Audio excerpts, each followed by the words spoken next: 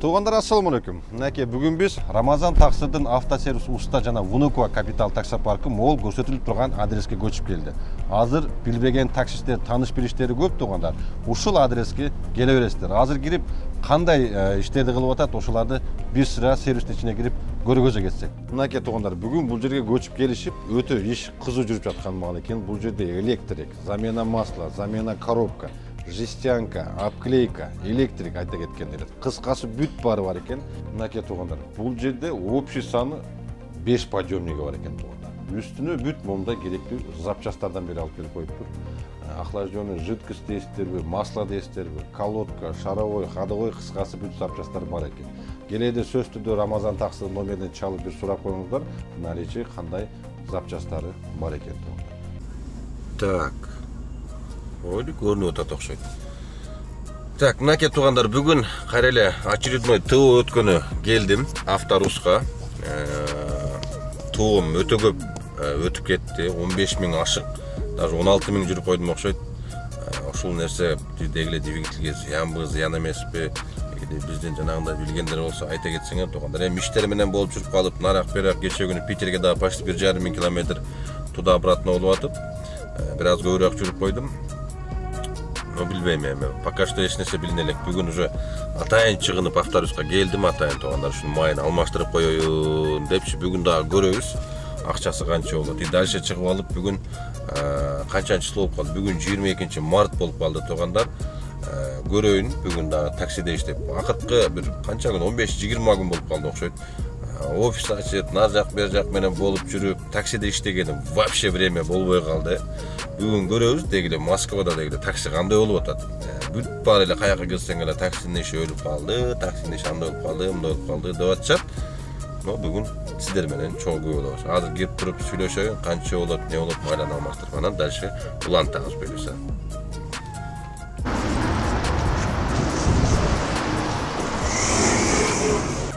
Бүгүн ТО-го автобуска келдим эле тугандар. Сонун прозрачный невидимка машинаны коюп коюптур. Бул не машина? Nissan Tiana'нын көздөрүнө окшоп атат го. GTR, GTR, прозрачный бүт подвескасы, кардандары кандай болгон бүт көрүнүп турат экен бул жагынан. Баллондор даже дискаларына чейин прозрачный экен бүт бары. Рульдары, спидометрлери, моторунан бери бүт бардыгын прозрачный монда салган. Өзүнчө эксклюзив кылып жасап коюптур. Өзүнчө невидимка экен го. Сон машина экен. Не машина, ким билет? Масло и масляный фильтр только поменяйте. Карточка оперативная с собой? Да. 11.54. А если все По отдельности собирается. ну что там? Резиночки знаю. Опоры и подшипники. Опоры по 6 тысяч. Что есть еще, кроме замены масла? Да. Вроде все. Не опоры или не подшипники. А если коробка замена АКП, сколько стоит? Опоры оригинальные. С фильтром без? Не, оригинальные. Ну, с фильтром, с поддоном, всем. Прям полностью. 4000. Опора. Сколько? 4000. Город 2 АКП? Замена масла. Не полностью, а частично у нас делается. Поддон снимается, ну, там с фильтром вместе у нас идет. Ну, полностью надо менять. Полностью у нас не меняют. 6 тысяч один. Я понял. Город 2 резиночки там ничего не надо. Все переставляется со старой стойки. А если они в плохом состоянии? Как правило, они строят не выходят, да? Литр, если что, бага. Бүгүнкүгө эң эле простой ТО болмокчу тугандар. Мындайча айтканда бюджетный. Мына даже ТО монтип көргөзүп калды. Көрдүңөрбү? Уже даже жанагынтип мынча километр деп калгандан дагы еще өтүп кетти. Бюджетный ТОсу так 11.926 рубль болду. 5 литр масла, масляный фильтр и жанагындай пробкасы, поддондун астында пробкасы. Фильтрди постоянно эле оригинал коем. Эми бул жерде все равно турбина болгондон кийин нагрузка көп. Жана 1000 сом 2000 сомго рисковать этким келбейт. 3300 оригинальный фильтр. Китайскisi где-то бир 1000 сом 1500 сом эле тегереги да. Ушунда азыр өчүткө коюп турайын. Эми көп эле жана сурап калат да Нургазы эмнеге эле автобуска бара бересиң, ал жерде кылдырбайт, андай мындай депчи. Мага бир эле плюсу, хоть ушу жанагы, хоть бирөө болсо дагы ушу подпись коюп мондай бумажный болгону да. Жана өткөндө билесиңер, поддондун астына май алып кетип, пробканы не то салып коюп. Кайра келдирип полностью бесплатный кылдырып алгам да. Анан башка жерге барып, мага окшогон подпись койгон жери жок, анан доказать эте албай, ызычы болуп, жаман көрүнүп, неме кылгандан көрө, ондай подпись-подпистер болсо, ТОдон ТОго чейин сактап коем кагаздарын. Чтобы эмне кылган, кандай замена болгон, бүт калат, базасында да калат, кандай запчастары коюлган, тугандар. Ошол себептен эле постоянно эле автобуска эле келем. Мындай бир аз болсо дагы мындай мен үчүн билбейм, гарантированныйраак сезилет да, все равночу, ошондой тугандар. ТО сбросил, говорю.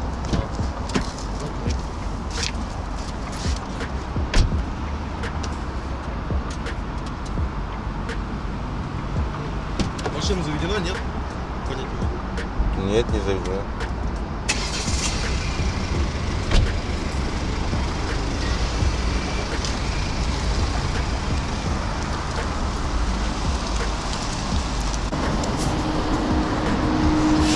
Кире бериштерине мойкаларын жаңылап коюп тур. Бүт бир сыра жууп киргизе тура калып, мурун прямойдо киргизе берчиле могу жактан. Жуучу эле, бирок ручной жуучу эле да, мойщиктер. Азыр ана көрүнүп атабы жана андай умный мойка коюп коюп, автоматически бүт баарын жууа тура кылыпчы. Жууп, тазалап бир сыра кургатып, анан кийин алып кирип кетет экен да. Так, все тугандар. ТОну кылдырып чыктым. Сбросту кылдым. Бюджетный болгон бүгүнкү ТО 11761 рубль болду тугандар. Бюджетный.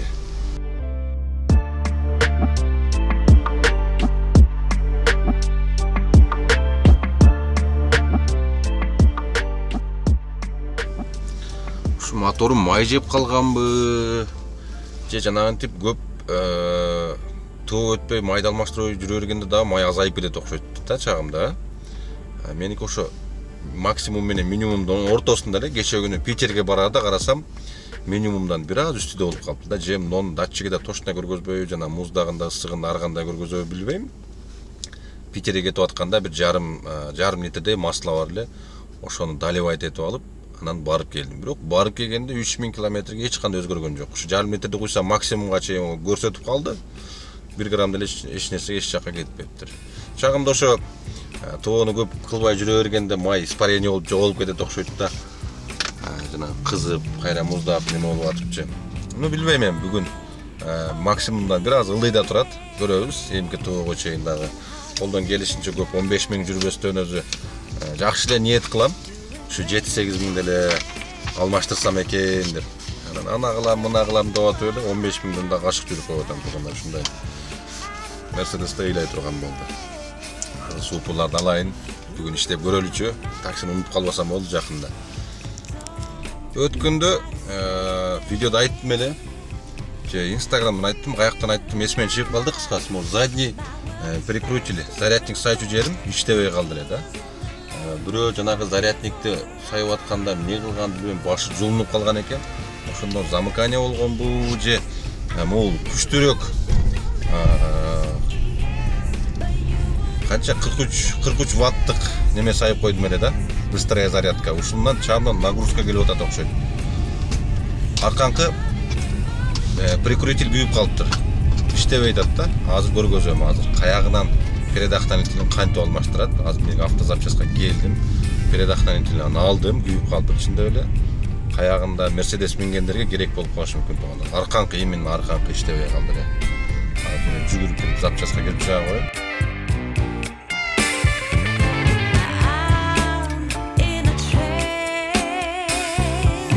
Spinning out of control.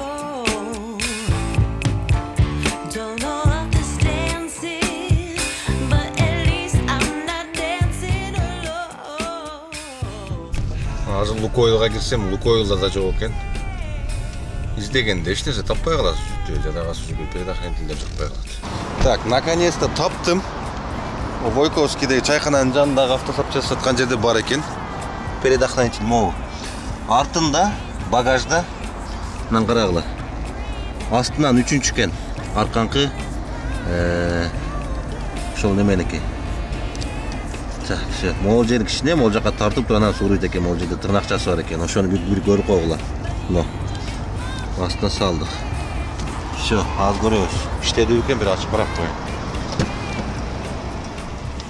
Все, иштери жанды. Все. Жакшы болду. Ато через жанагы астындагы USB портторунан алып аттым эле зарядникти, ато жаман неудобно болуп аттылы. Зарядникте дагы жетпей. Ушундай, кимге керек болсо, вот, пожалуйста. Сонун зарядниктерди алып койдум эле да, кымбат. Yok, зарядник алсаң, аягың иштебей калат, биягын сайсаң, аягың иштебей калат.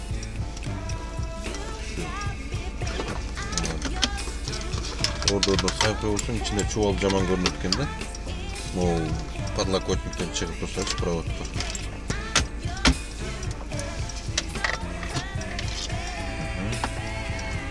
Так, Type-C. USB.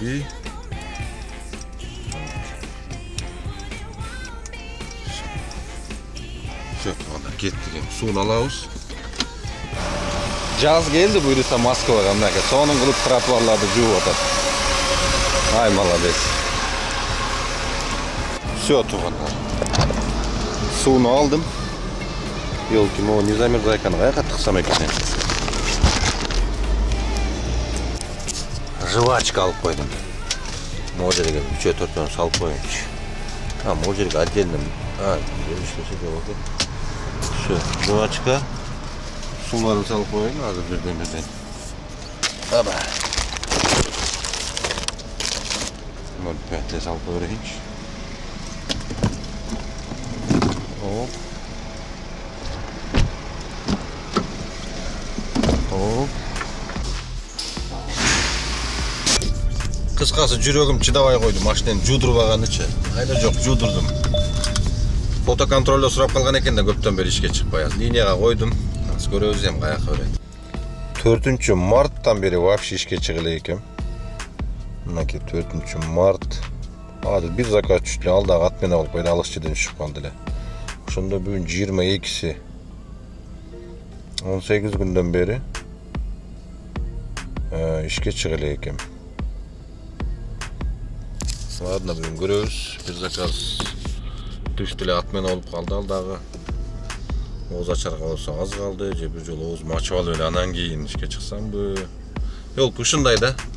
Майга алмаштырасын, сууга аласын, жуудурасын, заправка кыласың, ушинтип атып анан кийин кеч келет, анан кийин бүгүн үйдө эле кала берсемби деп ушинтип эле калып кетесиң да. Бизнестин ушунусу жаман ыбырсып эле жүрө бересиң. Экономдо уктап аткан жериңе сальто туруп туруп эле сразу кете бересиң го. İştegенчи. Я бунда каякта. Так, мынакей туган биринчи почин. Поверните налево.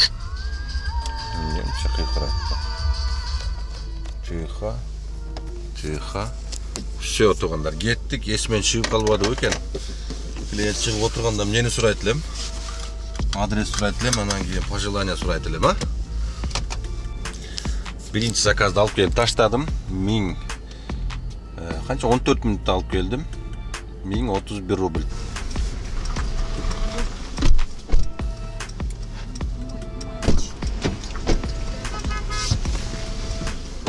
Здравствуйте. Так, едем в авиапарк же, да?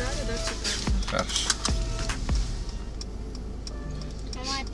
Эта песня называется «Мальчик». Ой, мальчик едет на девятку.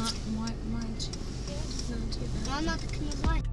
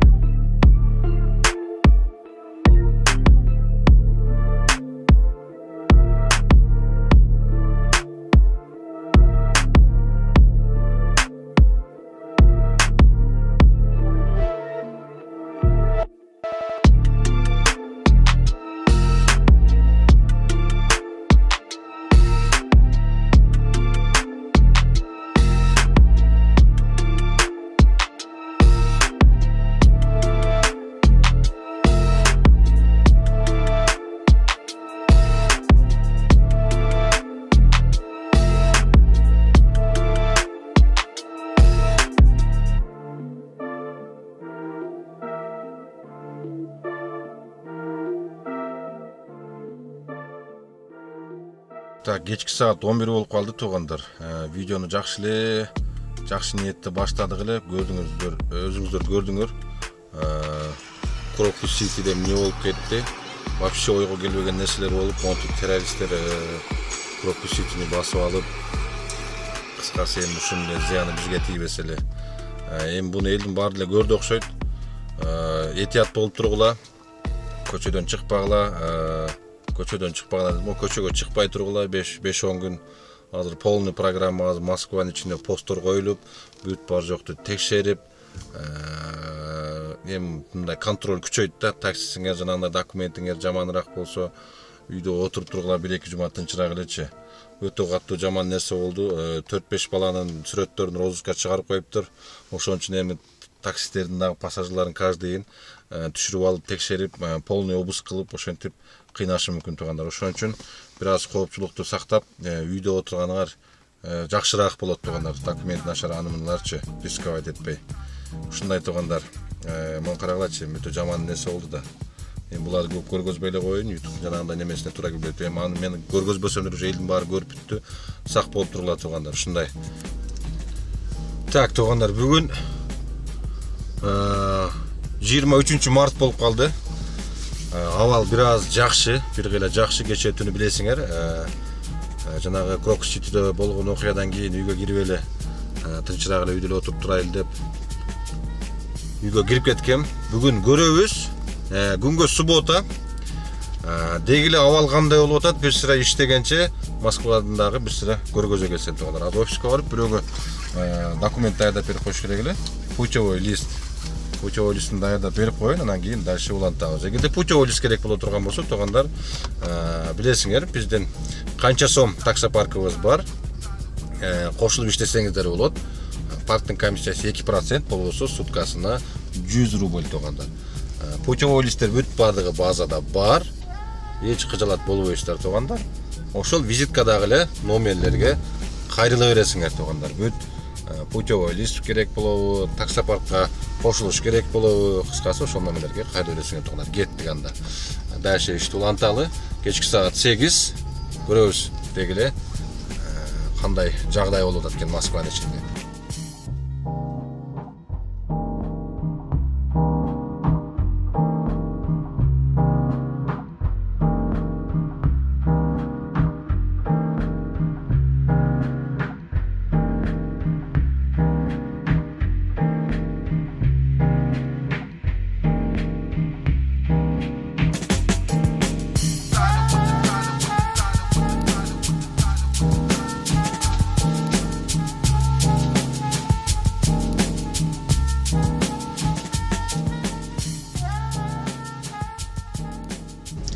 Так, кимге кандай болуп атат ачыгы билбейм туугандар. 2 күндөн бери кече бүгүн өтө мындай пассажирлар өздөрүн мындай агрессивный көргөзүп атат. Бүт баары эле недовольны, хоть кандай кылсаң деле өзүнчө мага низкий оценкаларды коюп, предупреждение да келип калды. Грубый водитель деп низкий оценка басып, неме кылып коюптур. Жалып калтырып коюп, Яндекстен келип калыптыр. Эми, конечно, кечегиден кийин недовольныйлыгын биз водительдерден чыгарып атат окшойт да. Мынтип соцсеттерден бүгүн 23-ү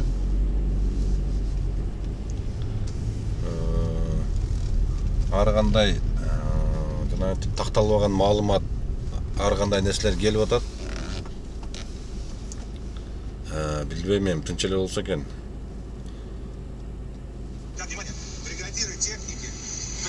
Всех своих подчиненных, мастера тоже.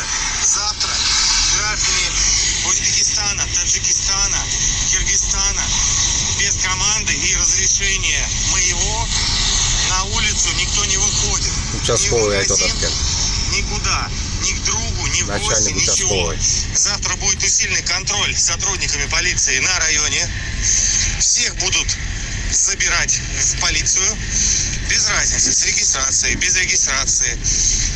Так что все сидим дома до моей команды. Если я разрешу кому-то куда-то выйти, значит я сам позвоню. о получении и отписаться. Внимание! Техники МКД благоустройства. Доведите до всех своих рабочих с Узбекистана и Таджикистана. Никаких хождений завтра по улице вообще воспрещается. Все общежития будут закрыты. Те, кто на доставке, пускай сразу забудут на завтра эту работу. Кого поймают, сразу депортируют. Вытаскивать никого не будут. Завтра день траура, поэтому очень будут жестко всех проверять. Завтра всем выходной день, за исключением на диспетчерских дежурных слесарей и электриков. Все остальные отдыхают. И чтобы носа на улицу никто не показывал. Мынакей биздин көрүүчүлөр, билбейм эми чын маалыматпы, жалган маалыматпы, азыр ушундан пайдаланып дагы ар ким ар кандай кылып лишь беле жанагы элди дүрбөлөтүп эле паника көтөрүп лишь беле просмотрна берет эле ушундай да система болуп атат да бир азчы. Андыктан жанагынтип өзүңөрдү мындай такталбаган маалыматтарга өзүңөрдү жанагынтип паникабайт эттирбей, тынчыраак эле жүрүп турлам. Эле дагы пост бар эле көрөлүчү. Эч ким жок. Бул жерде постоянно пост турчу эле. Бүгүн бир да ДПСник көрүнбөйт бул жерде. Волоколамский менен түшүп келаткандагы мосттун асты бүт баары билет. Ушундай азыркыларда недовольный пассажирлар, көз караштары башкача, доңкулдап өздөрүнчө приказ берип, жанагынтип бир аз конфликт алып келейин деп, ушундай кылып бир аз аракет кылып атышат да. Кече күнү 3-4 клиент ашты, баары эле недовольный. Почему туда останавливаешь, почему так, почему сяк деп эле. Ошондой болуп атат да. Ладно, бүгүн иштеп көрөлү. 6 минут бар.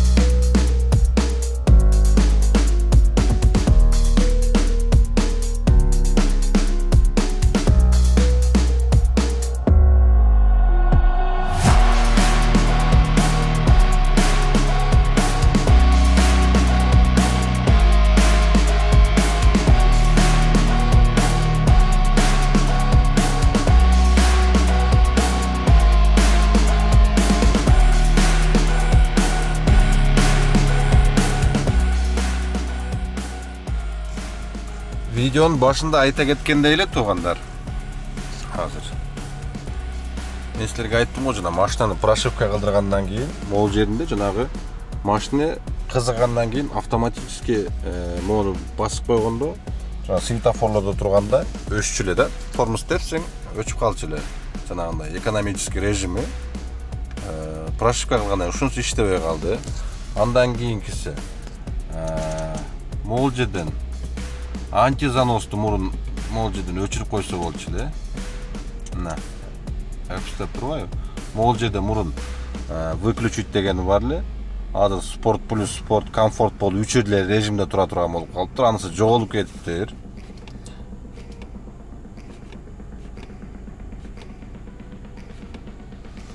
Ушундай туугандар.